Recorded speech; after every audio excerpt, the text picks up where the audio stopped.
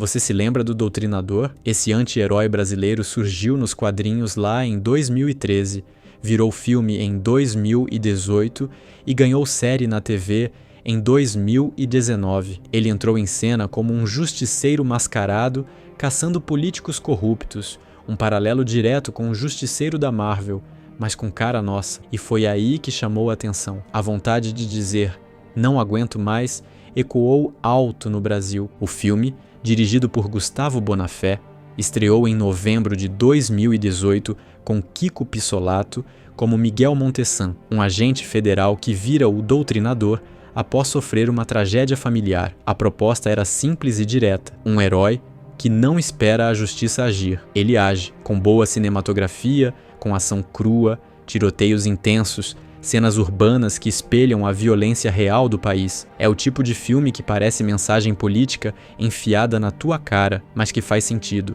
No segundo semestre de 2019, o que era um filme virou algo maior. O Doutrinador, a série, estreou no canal Space, com a promessa de mergulhar fundo na mente de Miguel. E cumpriu. A série não foi só sobre tiros, perseguições e corrupção.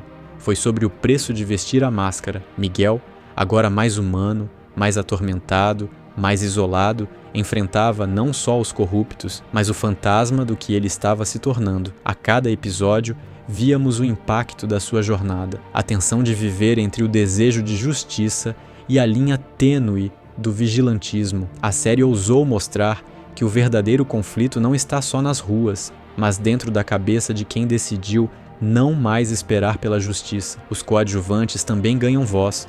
Jornalistas, policiais, políticos, todos parte de um Brasil sujo, reconhecível, real. Não era Gotham, era São Paulo. Era o Brasil visto debaixo da lama.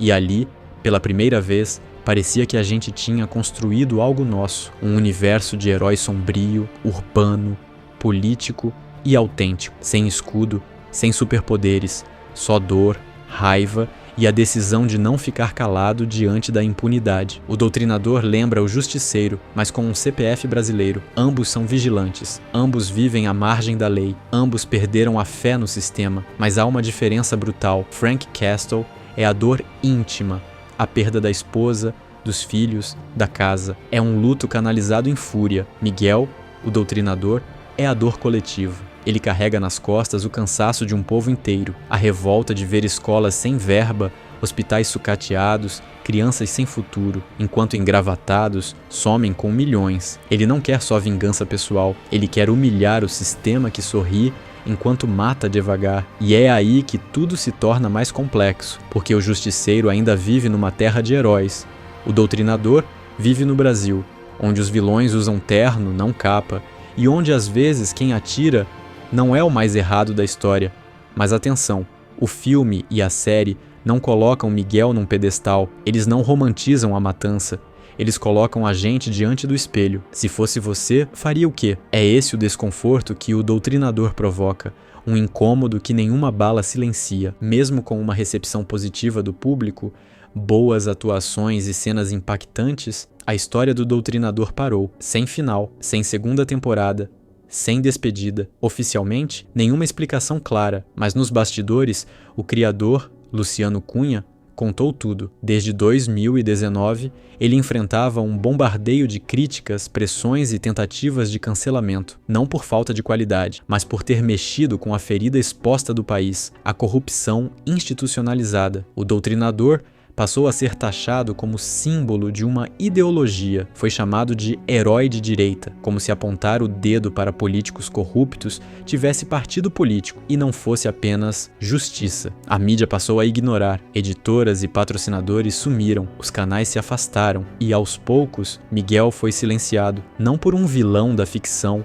mas por um sistema real que tem medo de histórias que fazem pensar. O cancelamento do Doutrinador não foi apenas o fim de uma série, foi o reflexo de um país onde a arte sofre censura não declarada, onde questionar o poder se torna perigoso demais e onde o herói, por não ser bonzinho, é descartado como ameaça. O cancelamento do Doutrinador levanta uma questão incômoda: foi um ato político ou apenas consequência da polarização que consome tudo? Nos quadrinhos, Miguel começou apolítico, um justiceiro motivado por um trauma num país dilacerado pela corrupção. Mas com o tempo, talvez influenciado pelo contexto, talvez por escolha consciente, o tom mudou. A crítica virou direcionada, a violência virou símbolo e o personagem passou a vestir uma cor, mesmo que não pedisse isso. Luciano Cunha, seu criador, assumidamente conservador, transformou o Doutrinador em algo além da ficção. Ele virou um grito de guerra. Para uns, um herói que diz o que ninguém quer dizer. Para outros, um símbolo perigoso, apologia à violência, intolerância, milicianismo de fantasia. Mas talvez o erro tenha sido esse: esperar neutralidade de uma obra que nasceu do sangue e da raiva. Porque o Doutrinador não é só personagem, é reação. Reação a um país cansado, a um povo ferido, a uma geração que grita por justiça e só recebe promessas vazias. E como toda reação intensa demais, ele assustou. Assustou a mídia, assustou o mercado, assustou o status quo. Talvez não tenha sido censura direta, talvez tenha sido algo mais cruel: o silêncio, a indiferença, o esquecimento forçado de uma obra que, por tocar na ferida, foi deixada para morrer. O que restou depois do silêncio? Um filme ousado, com ação crua, que incomodou mais pela realidade do que pela ficção. Uma série que foi além dos tiros, expôs dilemas de um país que sangra em silêncio e um herói que talvez nunca tenha sido um herói de fato, mas que encarnou o grito engasgado de milhões. O Doutrinador não foi só cancelado, foi silenciado. E há uma diferença aí.